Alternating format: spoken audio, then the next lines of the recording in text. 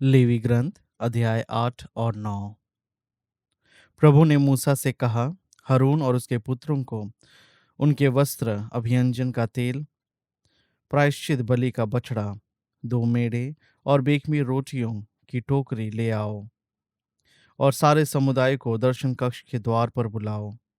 मूसा ने प्रभु के आदेश का पालन किया और सारा समुदाय दर्शन कक्ष के द्वार पर एकत्र हो गया।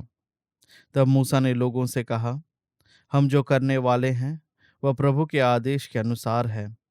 इसके बाद मूसा ने हारून और उसके पुत्रों को पास बुलाया और उन्हें जल से नहलाया।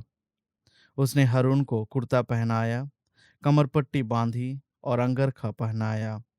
इसके बाद उसने उसे एफोद पहनाया और उसके ऊपर कमरबंद बांधा। उसने हारून पर वक्षपेटिका रखी और उसमें उरीम और तुमीम डाले। उसने हारून के सिर पर पगड़ी बांधी और उस पर सामने की ओर स्वर्ण पुष्प पवित्र किरीट लगाया, जैसा कि प्रभु ने मूसा को आदेश दिया था। इसके बाद मूसा ने पवित्र स्थान और उसकी सब वस्तुओं को पवित्र करने के लिए उनका अभियंजन तेल से विलेपन किया।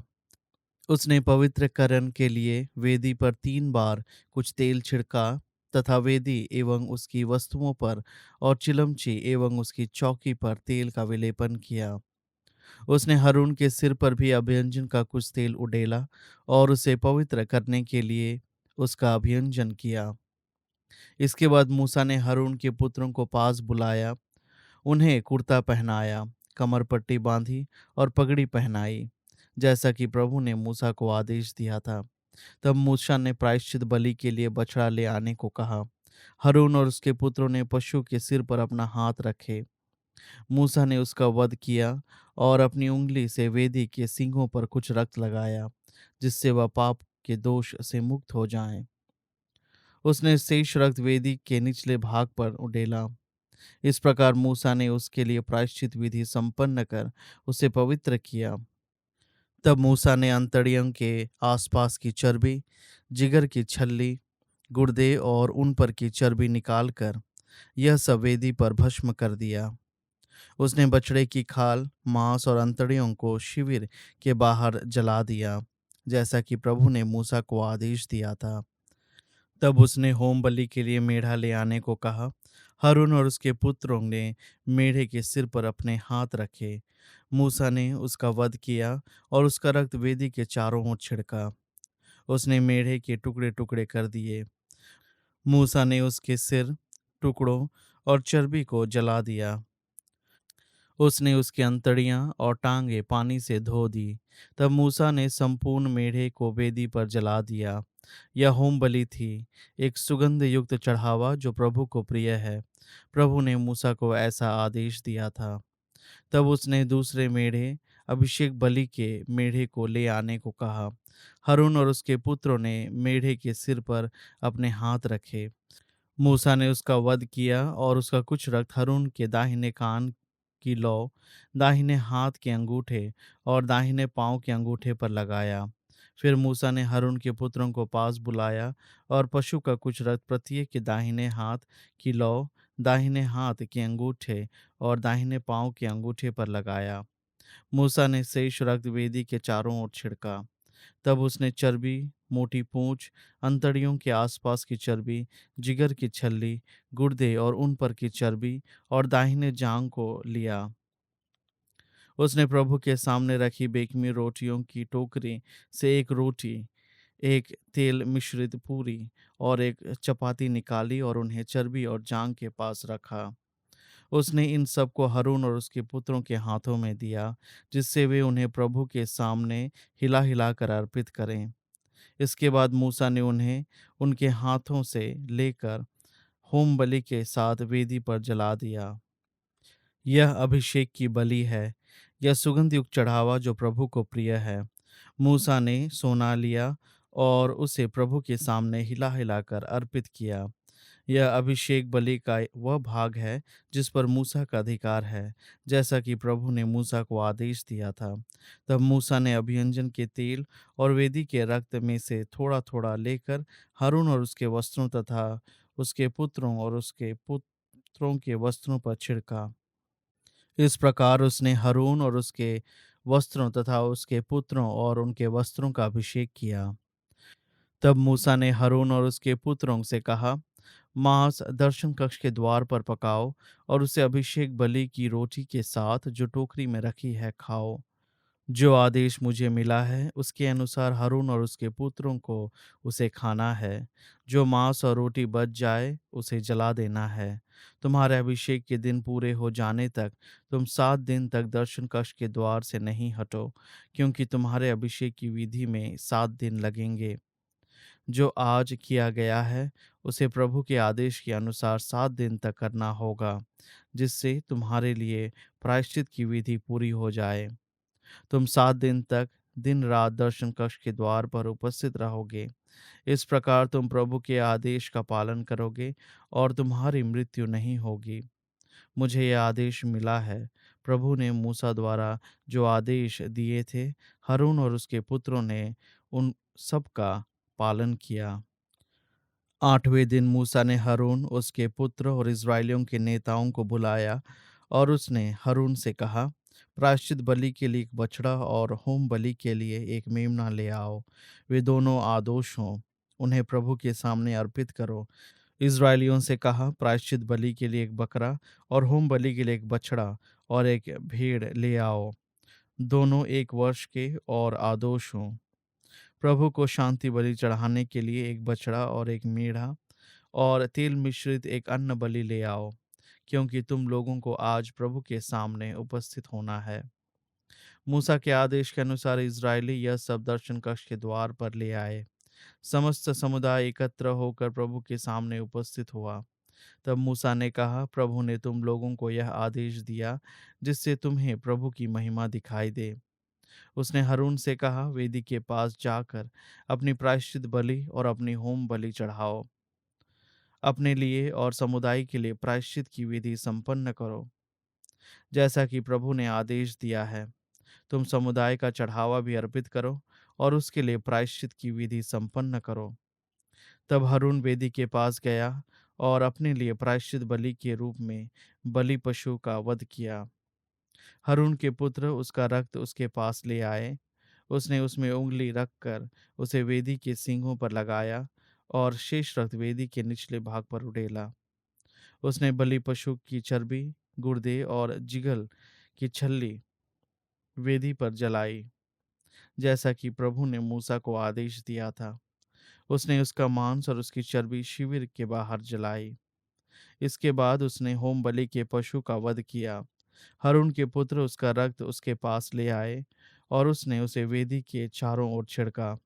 इसके बाद उन्होंने उसे बलि पशु के मांस के टुकड़े और सिर दिया और उसने उन्हें वेदी पर जलाया।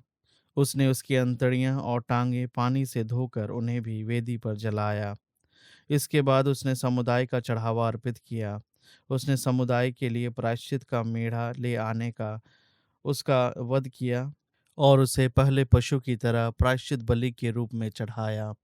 उसने होम बलि को भी निर्धारित विधि के अनुसार संपन्न किया। इसके बाद उसने प्रातःकाल की होम बलि के अतिरिक्त अन्न बलि चढ़ाई और उसमें से मुट्ठी भर वेदी पर जलाया। उसने समुदाय के लिए शांति बलि के रूप में बछड़े और मेढ़े का वध किया। उसके पुत्रों ने उसे उसका रक्त दिया और उसने उसे वेदी के चारों ओर छिड़का। उन्होंने बछड़े और मेढ़े की चर्बी, मोटी पूंछ, अंतड़ियों के आसपास की चर्बी, गुर्दे और जिगर की छल्ली, यह सब वेदी पर सीने के ऊपर रखा और इसके बाद हारून ने चर्बी को वेदी पर जलाया। हारून ने सीना और दाहिना जांग को प्रभु के सामने हिला हिला कर अर्पित किया, जैसा कि मूसा ने आदेश दिया था। हारून ने इस प्रकार प्रायश्चित बलि, होम बलि और शांति बलि की विधि संपन्न करने के बाद अपने हाथ समुदाय की ओर फैलाकर लोगों को आशीर्वाद दिया। तब वह नीचे उतरा और उसने मूसा के साथ दर्शन कक्ष में प्रवेश किया।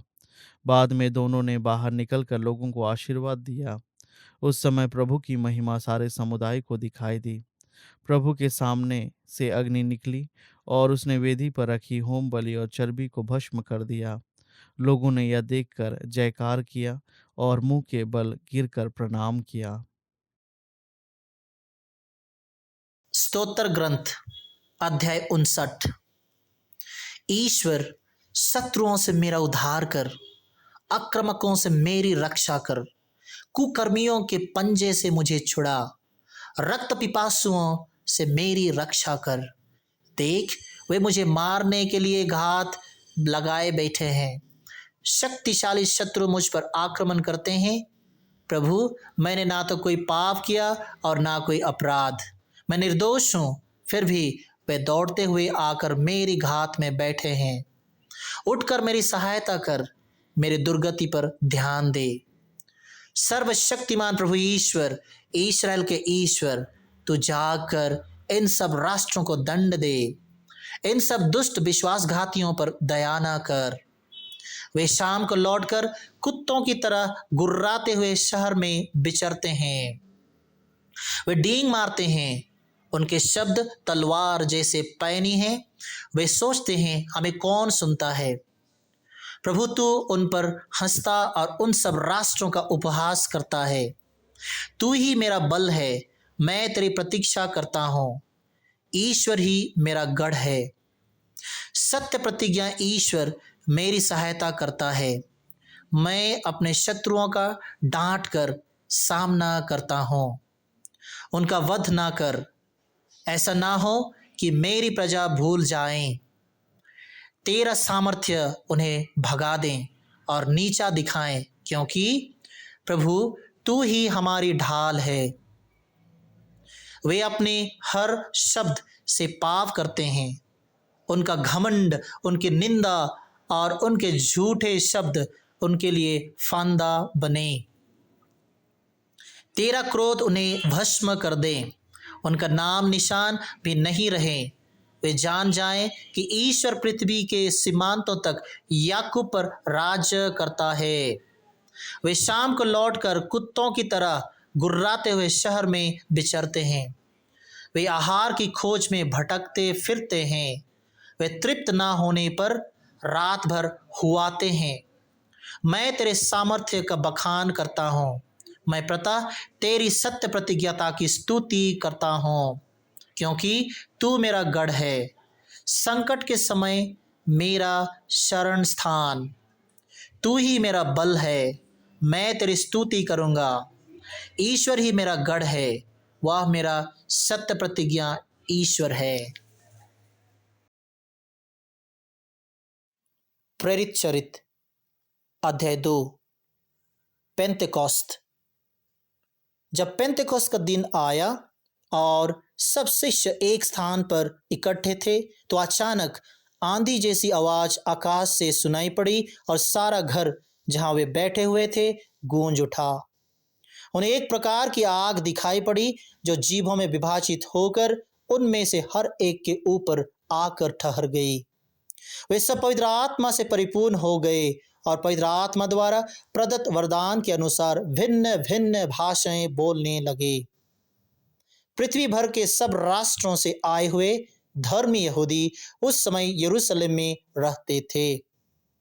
बहुत से लोग वह आवाज सुनकर एकत्र हो गए। वे विस्मित थे, क्योंकि हर एक अपनी अपनी भाषा में शिष्यों को बोलते सुन रहा था। वे बड़े अचंभे में पड़ गए और चकित होकर बोल उठे, क्या ये बोलने वाले सब के सब गलीली नहीं हैं? तो फिर हम में हर एक अपनी अपनी जन्मभूमि की भाषा कैसे सुन रहा है?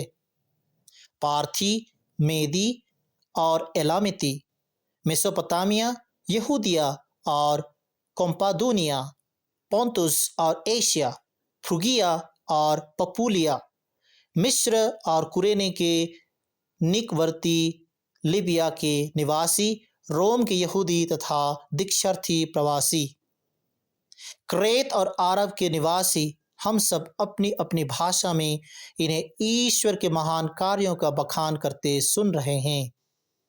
सब के सब बड़े अचंभे में पड़कर चकित रह गए और एक दूसरे से कहते थे, यह क्या बात है? कुछ लोग उपहास करते हुए कहते थे, ये तो नई अंगूरी पीकर मतवाले हैं। पेतरुस का भाषण।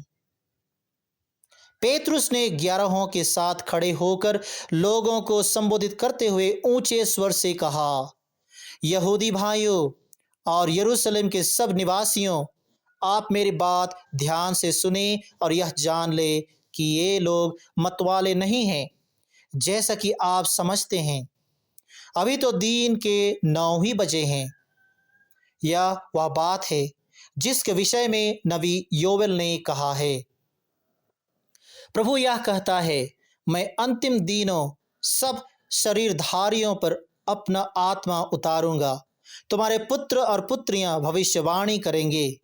तुम्हारे नवयुवकों को दिव्य दर्शन होंगे और तुम्हारे बड़े बूढ़े स्वप्न देखेंगे। मैं उन दिनों अपने दास दासियों पर अपना आत्मा उतारूंगा और वे भविष्यवाणी करेंगे। मैं ऊपर आकाश में चक्कर दिखाऊंगा और नीचे पृथ्वी पर चिन्ह प्रकट करूंगा, अर्थात रक्त, अग्नि और उड़ता हुआ धुआं। प्रभु के महा तथा प्रकाशमान दिन के आगमन से पहले सूर्य अंधकारमय और चंद्रमा रक्तमय हो जाएगा। जो प्रभु के नाम की दुहाई देगा वही बचेगा।